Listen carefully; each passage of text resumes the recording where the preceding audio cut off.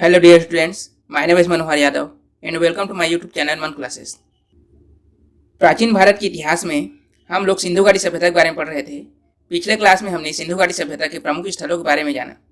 आज की क्लास में हम सिंधु घाटी सभ्यता के सामाजिक स्थिति, आर्थिक स्थिति एवं धार्मिक स्थिति, मतलब सिंधु घाटी सभ्यता के लोग किस तरीके से रहते थे, उनकी दिनचर्या कैसी थी, नगर नियोजन कैसा था, इन सभी के बारे में आज की क्लास में जानेंगे। तो आप सभी से रिक्वेस्ट है, अगर क्लास आपको पसंद आए प्लीज़ एक लाइक ज़रूर करना और ज़्यादा से ज़्यादा लोगों तक शेयर करना। एंड चैनल को अभी तक सब्सक्राइब नहीं किए होंगे तो सब्सक्राइब करके बेल आइकन को प्रेस कर देना, जिससे जो भी क्लास अपलोड करूं आपको तुरंत उसका अपडेट मिल जाए। तो चलिए क्लास को स्टार्ट करते हैं। सबसे पहले हम यहाँ की नगर नियोजन के बारे में जानेंगे, क्योंकि सिंधु घाटी सभ्यता के जो प्रमुख विशेषता थी वो उनकी नगर नियोजन एवं जल निकास प्रणाली ही थी। तो देखिए यहाँ पर जो सड़कें थे एक दूसरे को समकोण पर काटती थी। जो सड़कें थी वो एक दूसरे को समकोण पर काटती थी, मतलब इस तरीके से सड़क बनी हुई थी, समकोण पर काटती थी एक दूसरे को। और इस सड़कों के अगल बगल में ही घर बने हुए थे। जो नगर था वो दो टीलों में बटा हुआ था। टीला मतलब क्या? एक उभरा हुआ स्थल, एक उभरा हुआ स्थल। तो जो नगर था वो दो टीलों में बटा हुआ था, पूर्वी टीला और पश्चिमी टीला। पश्चिमी टीला को ही नगर दुर्ग कहा गया। क्यों? देखो, पूर्वी टीला जो था वो रक्षा प्राचीरों से घिरा हुआ नहीं था, मतलब दुर्गों से वो घिरा हुआ नहीं था। लेकिन पश्चिमी टीला रक्षा प्राचीर, दुर्ग इन सभी से घिरा हुआ था, क्योंकि पश्चिमी टीला में ही राजा निवास करता था। जो भी प्रशासनिक लोग थे वो सभी पश्चिमी टीला में ही निवास करते थे, इसलिए जो पश्चिमी टीला था वो दुर्गीकृत था। लेकिन पूर्वी टीला दुर्गीकृत नहीं था। पूर्वी टीला में ही सामान्य नागरिक, व्यापारी, शिल्पकार, कारीगर, जितने भी श्रमिक होते थे वो सभी यहाँ पर रहते थे। और पश्चिमी टीला में जो प्रमुख प्रशासनिक अधिकारी थे और सार्वजनिक जो स्थल थे वो सभी कहाँ थे? यहाँ पश्चिमी टीला में। और राजा का निवास भी पश्चिमी टीला में होता था। लेकिन कालीबंगा जो जगह था वो दोनों टीला क्या था? रक्षा प्राचीर से घिरा हुआ था। कालीबंगा के जो दो टीले थे, दोनों टीले थे, वे दोनों टीले रक्षा प्राचीर से घिरे हुए थे। लेकिन चहुड्रो क्या था? दुर्गीकृत नहीं था। चहुड्रो क्या था? दुर्गीकृत नहीं था। उसका जो पश्चिमी टीला था वो दुर्गीकृत नहीं था। इतना आपको याद रखना है। फिर देखिए, दरवाजे एवं खिड़कियां मुख्य सड़क में न खुलकर गलियों में खुलते थे। जो मुख्य सड़क थे वे एक दूसरे को क्या करते थे? समकोण पर काटती थी। तो इनके जो अगल बगल में घर रहते थे वे उनके दरवाजे और खिड़कियां मुख्य सड़क की ओर न खुलकर एक छोटी छोटी गली होती थी यहाँ पर, उन तरफ खुलती थी। लेकिन लोथल ऐसा स्थल था जिनके दरवाजे और खिड़कियां मुख्य सड़क की ओर खुलती थी। यहाँ पर जो मकान बनाए गए थे उनमें विभिन्न आकार के ईंटों का प्रचलन था। लेकिन सबसे प्रचलित जो आकार था ईंटों का वो था 4:2:1 वाला। ठीक है, इस अनुपात के जो ईंट थी वो बहुत ज़्यादा प्रचलित थी, मतलब इन्हीं का यूज ज़्यादा किया जाता था मकान बनाने में। ईंटों के जोड़ाई के लिए मिट्टी के गारे एवं जिप्सम का प्रयोग करते थे। मतलब वर्तमान में हम जिस प्रकार की जुड़ाई करते हैं उसी प्रकार की जुड़ाई वो लोग भी करते थे, मिट्टी के गारे एवं जिप्सम का प्रयोग करके। स्वास्तिक का निशान अभी भी हम वर्तमान में इसको देख सकते हैं। ये जो स्वास्तिक का निशान है हड़प्पा सभ्यता में भी क्या था? प्रचलित था, अभी भी प्रचलित है। और ये हड़प्पा सभ्यता के लोगों द्वारा भी इसका प्रचलन था। ठीक है, तो नगर नियोजन में आपको बस इतना ही याद रखना है कि जो सड़क थी वो एक दूसरे को समकोण पर काटती थी। जो नगर थे वो दो टीलों में बटे हुए थे। और जो पूर्वी टीला था वो रक्षा प्राचीर से घिरा हुआ नहीं था, लेकिन पश्चिमी टीला रक्षा प्राचीर से घिरा हुआ था। कालीबंगा के दोनों टीले क्या थे? रक्षा प्राचीर से घिरे हुए थे। चहुड्रो दुर्गीकृत नहीं था, मतलब उसका जो पश्चिमी टीला था वो दुर्गीकृत नहीं था। जो दरवाजे और खिड़कियां थी वो मुख्य सड़क की ओर नहीं खुलती थी, जो गलियां होती थी उस साइड में खुलती थी। लेकिन लोथल ऐसा जगह था जहां पर जो मुख्य दरवाजे और खिड़कियां थी वो मुख्य सड़क की ओर खुलती थी। और यहाँ पर जो प्रचलित ईंटों का आकार था वो 4:2:1 का था। ओके, अब देखते हैं सामाजिक स्थिति।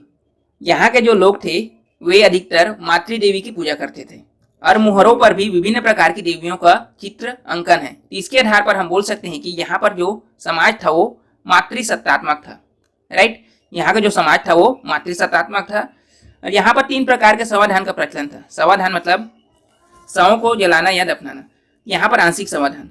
आंशिक समाधान इसका अर्थ है कि जो भी मृत इंसान होते थे उनको खुले जगह या जंगल में छोड़ दिया जाता था, जिसको जो भी जानवर या पक्षी थे वो खाते थे, उसके बाद उनको दफनाया जाता था। पूर्ण समाधान मतलब उनको जो भी मृत होते थे उनको डायरेक्ट गड्ढे में गाड़ के उनको दफना दिया जाता था। दाह संस्कार मतलब उनको जला देना, उसके बाद जो राख बचता था उसको जमीन में गाड़ते थे।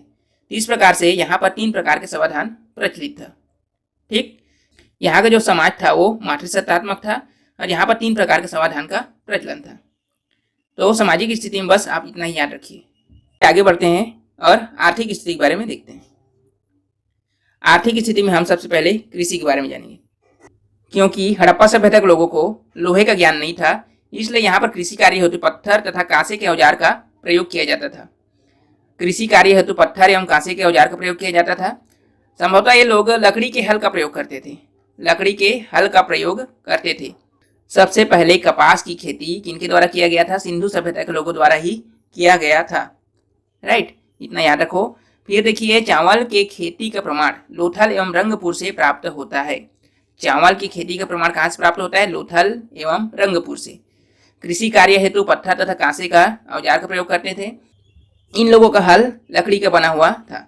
सबसे पहले कपास की खेती सिंधु सभ्यता के लोगों द्वारा ही किया गया और चावल की खेती का प्रमाण कहाँ से मिलता है? लोथल एवं रंगपुर से। पशुपालन, पशुपालन में भेड़, बकरी, गाय, भैंस, बैल और कुबड़ वाला सांड सबसे प्रिय पशु। सबसे प्रिय पशु कौन सा था? कुबड़ वाला सांड। यहाँ पर और भी पशु थे जैसे भेड़, बकरी, गाय, भैंस, लेकिन सबसे जो प्रिय पशु था वो था कुबड़ वाला सांड। व्यापार, व्यापार में देखिए, व्यापार विनिमय प्रणाली पर आधारित था। विनिमय प्रणाली मतलब किसी एक वस्तु के बदले किसी दूसरे वस्तु को देना। मतलब जैसे इनके पास कोई वस्तु है और इनके पास कोई वस्तु है, अगर इनको इसकी जरूरत है तो क्या करेंगे? इसको इसे दे देंगे और यहाँ पर जो वस्तु रखी है उसको इसे दे देंगे। इस तरह से विनिमय प्रणाली चलता था, मतलब वस्तुओं का आदान प्रदान। राइट, यहाँ पर व्यापारिक संबंध मध्य एशिया, मेसोपोटामिया, मेहुला, वर्तमान सिंध आदि जगहों से था। इनका व्यापारिक संबंध मध्य एशिया, मेसोपोटामिया, मेहुला और वर्तमान सिंध। सिंध व मेसोपोटामिया के बीच व्यापार के लिए दिलमन मध्य बंदरगाह था। दिलमन, दिलमन जो था अभी वर्तमान में इनका जो पहचान किया गया है बहरीन द्वीप के रूप में किया गया। राइट, तो सिंध व मेसोपोटामिया के बीच व्यापार के लिए दिलमन मध्यस्थ बंदरगाह था। मतलब एक बीच में ये बंदरगाह पड़ता था। कौन सा? बहरीन द्वीप, जिनके मध्य ही यहाँ से मतलब सिंधव लोग यहाँ आते थे और इधर से मेसोपोटामिया वाले लोग आते थे और इन दोनों के बीच में व्यापार होता था। कहाँ पर? दिलमन, जो अभी वर्तमान में क्या है? बहरीन द्वीप। ओके, यहाँ पर ध्यान दीजिएगा। सिंधु सभ्यता के जो लोग थे वो तांबे धातु का आयात कहाँ से करते थे? खेतड़ी, राजस्थान से तथा बलूचिस्तान से किया जाता था। तांबे का आयात कहाँ कहाँ से करते थे? खेतड़ी, राजस्थान और बलूचिस्तान, इन दोनों स्थानों से इनका व्यापारिक संबंध था। किसके कारण? तांबे धातु के लिए। ओके, तो ये था आपका आर्थिक स्थिति। अब आगे बढ़ रहे हैं। अब देखेंगे मुहर के बारे में। यहाँ से लगभग 2000 मुहरें प्राप्त हुई हैं। कहाँ से? सिंधु घाटी सभ्यता से। पूरे सिंधु घाटी सभ्यता से 2000 मुहरें प्राप्त हुई, जिनमें से सर्वाधिक मोहनजोदड़ो से प्राप्त हुई। लगभग 500 से 600 जो मुहरें थी वो मोहनजोदड़ो से ही प्राप्त हुई हैं। ओके, लगभग 2000 कुल मिला के, जिसमें से सर्वाधिक मोहनजोदड़ो से प्राप्त हुई। जो मुहरें थे उनमें सर्वाधिक चित्रण किसका था? एक सिर वाले सांड का। एक सिर वाले सांड है जिसका सर्वाधिक चित्रण यहाँ जितने भी मुहरें प्राप्त हुई हैं उनमें था। उद्योग, प्रमुख उद्योग सूती वस्त्र निर्माण। प्रमुख उद्योग क्या था? सूती वस्त्र निर्माण। अभी भी है और प्राचीन समय मतलब सिंधु घाटी सभ्यता में भी यही प्रमुख था, उद्योग के रूप में सूती वस्त्र निर्माण। भारत में चांदी सर्वप्रथम हड़प्पा सभ्यता में ही पाया गया था। भारत में चांदी सर्वप्रथम हड़प्पा सभ्यता में ही पाया गया। ओके, यहाँ के लोग तांबा में टीन मिलाकर कांसा बनाना जानते थे। देखिए कितना आधुनिक थे वो लोग कि वो लोग तांबा में टीन मिलाकर कांसा बनाना जानते थे। उन्हें लोहे का ज्ञान नहीं था, जैसे मैंने पहले बताया उन्हें लोहे का ज्ञान नहीं था, लेकिन वे लोग कांसा बनाना जानते थे, मतलब तांबा में टीन मिला के कांसा बना लेते थे। तो यहाँ से जो लिपि प्राप्त हुई, यहाँ जो लिपि प्राप्त हुई वो क्या था? भाव चित्रात्मक था। यहाँ से जो लिपि प्राप्त हुई है वो भाव चित्रात्मक था। क्रमशः वे लोग दाईं से बाईं और बाईं से दाईं ओर लिखते थे। ठीक है, दाईं से बाईं फिर बाईं से दाईं ओर लिखते थे। तो जितने भी यहाँ पर लिपि प्राप्त हुई है वो भाव चित्रात्मक थी, जिसे अभी तक हम पढ़ नहीं पाए हैं। धार्मिक स्थिति में देखिए, यहाँ से किसी भी प्रकार के मंदिर का अवशेष हमें प्राप्त नहीं हुए हैं। बहुत विचित्र बात है कि यहाँ से हमें किसी भी मंदिर की अवशेष प्राप्त नहीं हुई, लेकिन यहाँ पर अंधविश्वास व्याप्त था। कैसे? क्योंकि यहाँ पर बहुत ज्यादा संख्या में ताबीज की प्राप्ति हुई है। ये लोग तंत्र मंत्र भूत प्रेत आदि में भी विश्वास करते थे। तंत्र मंत्र भूत प्रेत आदि में विश्वास करते थे। अंधविश्वास व्याप्त था क्योंकि बड़ी संख्या में यहाँ से हमें ताबीज प्राप्त हुई, लेकिन मंदिर का कोई अवशेष यहाँ से प्राप्त नहीं हुआ। ठीक है, मंदिर का कोई अवशेष प्राप्त नहीं हुआ, लेकिन तंत्र मंत्र भूत प्रेत आदि में विश्वास करते थे। अंधविश्वास व्याप्त था। क्यों? क्योंकि यहाँ से बड़ी संख्या में ताबीज की प्राप्ति हुई। तो ये तो था आपका सामाजिक स्थिति, आर्थिक और धार्मिक स्थिति। अब हम देखते हैं कि सिंधु सभ्यता का पतन किस तरीके से हुआ। तो विभिन्न विद्वान थे जिनके द्वारा अपना अपना मत दिया गया कि सिंधु सभ्यता किस तरीके से अंत हो गया उसका, या किस तरह से समाप्त हुआ। जॉन मार्शल के अनुसार यहाँ पर प्रशासनिक शिथिलता थी। प्रशासनिक शिथिलता मतलब यहाँ के जो राजा थे वो अपने प्रजा पे किसी भी प्रकार का कंट्रोल नहीं रख पाए, जिसके कारण यहाँ का अंत हो गया, ऐसा माना किसने? जॉन मार्शल ने। लेकिन गार्डन चाइल्ड एवं मार्टिन व्हीलर, इनके द्वारा जो कारण बताया गया सिंधु घाटी की सभ्यता का पतन का, वो था बाह्य तथा आर्यों के आक्रमण। इनके आक्रमण के द्वारा ही सिंधु घाटी सभ्यता का अंत हुआ। किसने बोला? गार्डन चाइल्ड एवं मार्टिन व्हीलर के द्वारा। M.R. साहनी, इन्होंने बताया कि भूगर्भिक परिवर्तन मतलब भूकंप आना या बाढ़ आना, इनके द्वारा सिंधु घाटी सभ्यता के लोगों का पतन हुआ, ऐसा बोला किन्हें? M.R. साहनी ने। ओके, वे तो था आपका सिंधु घाटी सभ्यता के बारे में।